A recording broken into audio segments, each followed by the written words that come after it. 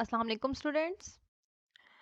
I hope that you are all fine and are in the blessing of Allah Almighty. हमारे lecture के आज का topic है ऐसे राइटिंग। लेकिन being a teacher I just want कि अपने टॉपिक को स्टार्ट करने से पहले हम एक अच्छी बात से अपना लेक्चर का आगाज़ करें। वो अच्छी बात कुछ भी हो सकती है। वो अच्छी बात कोई बीइंग अ मुस्लिम एक अहादीस हो सकती है, आयत हो सकती है, कोटेशन हो सकती है, व्हाटएवर। तो आज की अच्छी बात जो मैं आपसे डिस्कस करना चाहूँगी वो ये है कि ऑनेस्ट रहें। ठीक है, जैसा कि हमने सुना है कि honesty is the best policy. तो ऑनेस्टी जो है वो अपने हर काम में जो है वो ऑनेस्टी को फॉलो करें। अगर आप ऑनेस्टी के साथ अपने हर काम को करेंगे तो अल्लाह ताला भी आपको जो है उस काम का बेहतरीन जो है वो रिवॉर्ड देंगे।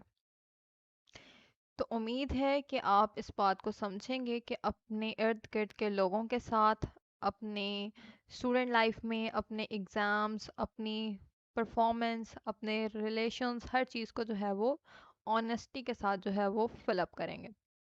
ओके, अब हम टॉपिक की तरफ मूव करते हैं। टॉपिक है हमारा आज का ऐसे राइटिंग। अच्छा, तो बच्चों, ऐसे राइटिंग को स्टार्ट करने से पहले मैं आपसे डिस्कस करूंगी कि ऐसे राइटिंग होती क्या है।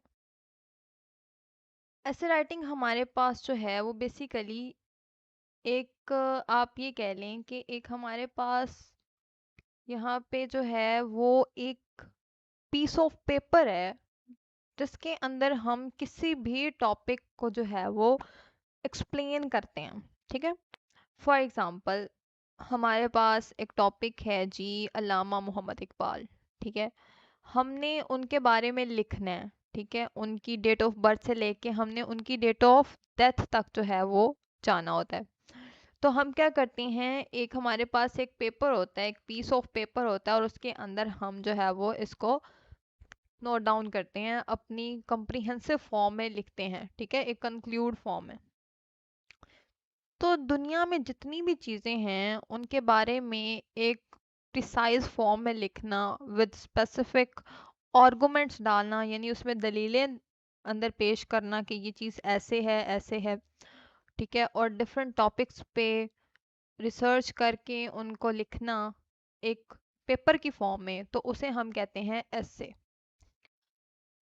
अब जो ऐसे है उसके कंपोनेंट्स क्या हैं। ठीक है, ऐसे के कंपोनेंट्स हमारे पास जो हैं वो ये हो सकते हैं कि हमारे पास इंट्रोडक्शन होता है पहला, फिर बॉडी पैराग्राफ्स, फिर कंक्लूजन्स। अब जो हमारे पास इंट्रोडक्शन होता है किसी भी ऐसे का, उसकी जो फर्स्ट लाइन होती है ना, उसको हम हुक कहते हैं। और आपकी जो ऐसे की फर्स्ट लाइन होती है वो आपकी ऐसे की बेस होती है, और उस हुक को पढ़ के ही रीडर जो है वो क्या करता है कि देखता है कि हाँ भाई, ये इतना कैपेबल है, ये बच्चा, ये स्टूडेंट इतना कैपेबल है कि ये ऐसे लिख सकता है। उसकी जो हुक होती है, यानी कि ये हुक कोई अजीब अनोखी चीज़ नहीं है। ये हुक क्या है कि जो ऐसे की पहली लाइन होती है उसको आप हुक कहते हैं। और हुक किस तरह से आप लिख सकते हो, इसको लिखने के बहुत सारे मेथड्स हैं। आप कोई स्टैटिस्टिकल जो है वो सेंटेंस यूज़ कर सकते हैं। स्टैटिस्टिकल सेंटेंस का मतलब है कि जैसे फॉर एग्जांपल अगर एक ऐसे है, मैं कहूँ कि एक ऐसे है हमारा, आप कह लो कि एक ऐसे है आपके पास एजुकेशन पे, एक ऐसे है। ठीक है, इंपॉर्टेंस ऑफ एजुकेशन पे। तो मैं ये कहूँ कि पाकिस्तान में अगर आप देखो तो 90% लोग जो हैं वो, या अब 60% जो लोग हैं वो पढ़े लिखे नहीं हैं, और 40% पढ़े लिखे हैं। तो जब इस तरह की हुक आप लिखोगे तो रीडर को क्या करेगी, अट्रैक्ट करेगी। वो रीडर देखेगा कि हाँ भाई, इस बंदे ने किस तरह से जो है वो इस पॉइंट को पिक किया है, मैं देखूँ तो सही अंदर इसने क्या क्या डिटेल्स डाली हैं, मेरे नॉलेज में भी इजाफा होगा। और हुक क्या से हो सकती है, हुक किसी पोएम की कोई आप छोटी सी फ्रेज उठा लें, ठीक है।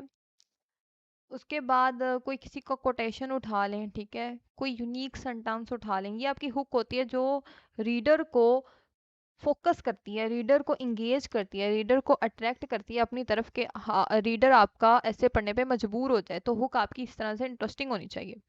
फिर है provide background information and context, ठीक है। इंट्रोडक्शन के अंदर सबसे पहले तो आपने हुक क्रिएट कर ली।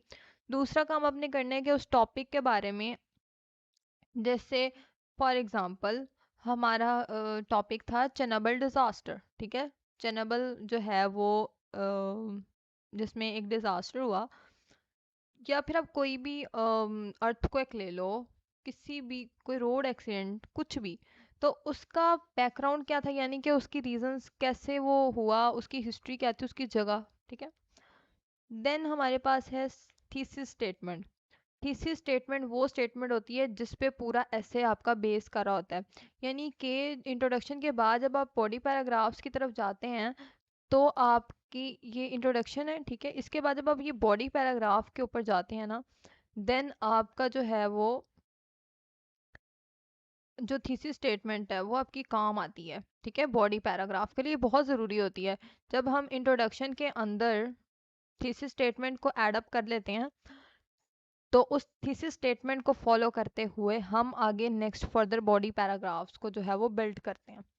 जैसे थीसिस स्टेटमेंट में हमने ये सोचा कि हम अपनी थीसिस स्टेटमेंट में हमने ये सोचा कि हम आगे जो है वो पाकिस्तान में फॉर एग्जांपल इश्यूज रेज करेंगे, ऐसे लिखेंगे issues in the education of Pakistan. तो अगर हम देखें तो इश्यूज क्या क्या हैं, सबसे पहले सिलेबस जो है वो सेम नहीं है, ठीक है। गवर्नमेंट स्कूल्स का सिलेबस जो है वो डिफरेंट होता है और प्राइवेट का डिफरेंट होता है, तो एक तो सिलेबस का डिफरेंस है। तो इस तरह से जो है वो लोगों में एहसास कमतरी का शिकार हो जाते हैं, ठीक है, जो गवर्नमेंट स्कूल्स के पर्सन्स होते हैं, बच्चे होते हैं, स्टूडेंट्स होते हैं। तो इस तरह से थीसिस स्टेटमेंट में अगर आप लिखो इश्यूज हमारे क्या हैं, कि हमारे पास यूनिवर्सिटी हर सिटी में यूनिवर्सिटी नहीं है प्रॉपरली, तो इस तरह से डिफरेंट इश्यूज हैं, तो उन इश्यूज को हम अगर लाइन अप करके लिखें एक सेंटेंस में, और बाद में उस हर एक इशू पे, ठीक है, जैसे अगर हमारा कॉन्टेक्स्ट जो है वो हमारा सेम नहीं है, ठीक है, सिलेबस सेम नहीं है, पंजाब में सिलेबस हो रहा है, बलूचिस्तान में और है, ठीक है, तो डिफरेंट प्रोविंस में सिलेबस हो रहा है, तो उसकी बेस पे अगर हम देखें तो हमारे पास डिफरेंट रीजंस बन जाती हैं एजुकेशंस की। तो हर रीजन को थीसिस स्टेटमेंट में एक सेंटेंस में स्टेट किया, और फिर उस हर रीजन को आगे बॉडी पैराग्राफ, एक एक बॉडी पैराग्राफ उसके ऊपर लिखा, ठीक है। तो थीसिस स्टेटमेंट हमारी क्या होती है, फाउंडेशन होती है एक तरह से हमारे ऐसे को आगे प्रोसीड करने की। फिर है body paragraph, present the topic sentence for each paragraph. अब क्या होता है कि पैराग्राफ पे की बात हो रही है, तो पैराग्राफ को समझने के लिए हमारे पास जो है वो पैराग्राफ में क्या होता है, सबसे पहले हम पैराग्राफ्स के अंदर टॉपिक सेंटेंस लिखते हैं। जैसे फॉर एग्जांपल कि सिलेबस सेम नहीं है, ठीक है, तो हमने पहला टॉपिक सेंटेंस लिख लिया कि हमारे पास जो है वो सिलेबस है, यहाँ पे हमने फॉर एग्जांपल यहाँ से हमने स्टार्ट किया, तो ये हमारा टॉपिक सेंटेंस हो गया। फर्दर जितनी भी उसको सपोर्टिंग डिटेल्स आएंगी, ठीक है, डिटेल्स आ गई, ये सारी हमारे पास डिटेल्स आ गई, और यहाँ पे एंड पे हमारे पास जो है वो हमारा क्या आ जाएगा, ये कंक्लूजन, ठीक है। ये हमारे पास इंट्रोडक्शन में क्या आएगा, टॉपिक सेंटेंस, जिससे हम ये स्टार्ट करेंगे ऐसे को, और ऐसे के अंदर जो फर्दर बॉडी पैराग्राफ्स हैं, और ये इसकी सारी बॉडी आ जाएगी जिसमें हम सपोर्टिंग डिटेल्स को ऐड करते जाएंगे।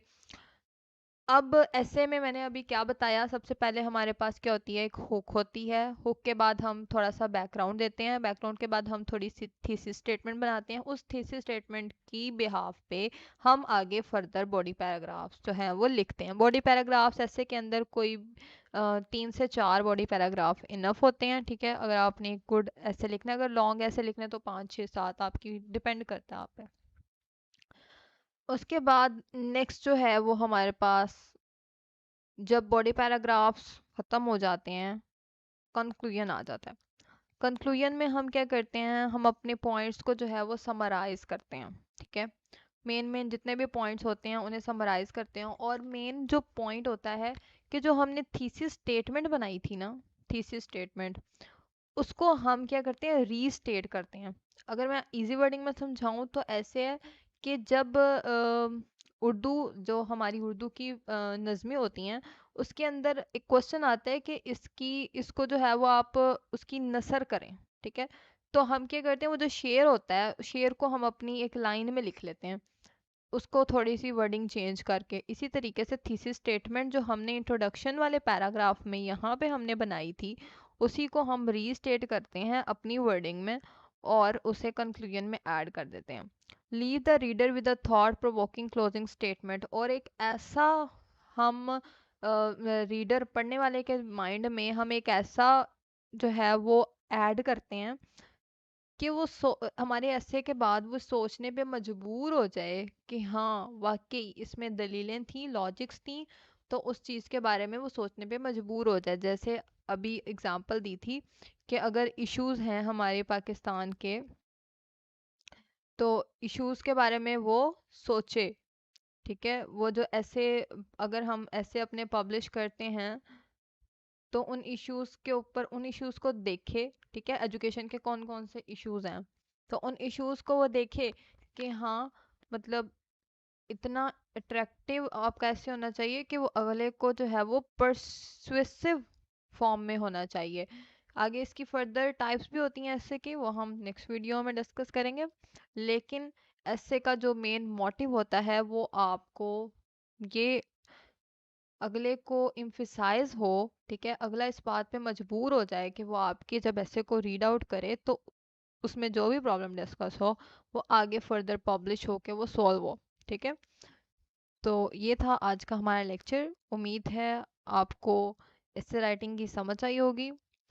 फर्दर जो है, आप अगर कोई ऐसे जिसमें आपको प्रॉब्लम हो रही है या फिर कोई ऐसा टॉपिक इंग्लिश से रिलेटेड जो आपको समझ नहीं आ रहा, तो आप कमेंट बॉक्स में उस टॉपिक का नेम लिखें, और इंशाल्लाह नेक्स्ट वीक जब आप लिखेंगे तो आपको उससे रिलेटेड वीडियो जो है वो भी मिल जाएगी।